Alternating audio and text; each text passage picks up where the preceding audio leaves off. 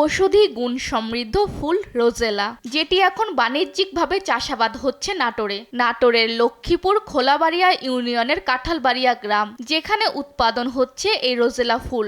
স্থানীয়ভাবে ফুলটিকে চুকাই বা চুকুর বা মেস্তা বা টক ফল বলা হয়, আর ইংরেজিতে রোজেলা, রোজেল ও সরেল নামে পরিচিত।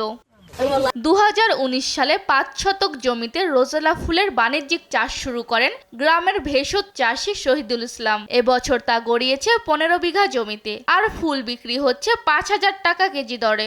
এমনকি ফুল দিয়ে তৈরি করছেন ঔষধি গুণাগুণ সমৃদ্ধ চা। চারা গাছ থেকে কলি সংগ্রহ করে বীজ ফেলে পাপড়ি আলাদা করা হয়, পরে ওই পাপড়ি সেদ্ধ করা হয়, ড্রায়ার মেশিনে শুকানোর পর প্যাকেটজাত করে বিক্রি করা হয়। চাহিদা বাড়ায় অনলাইনেও বেচা হচ্ছে এই চা।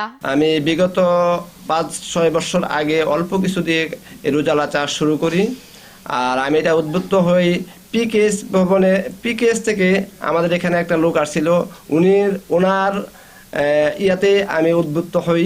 1 বিঘা জমিতে 60 থেকে 70 হাজার টাকা খরচ করে প্রায় 2 থেকে 2.5 লক্ষ টাকা বিক্রি করা যায়। উৎপাদন খরচ কম এবং লাভ বেশি হয় এখানকার কৃষকরা ঝুঁকেছেন রোজেলা ফুল চাষে।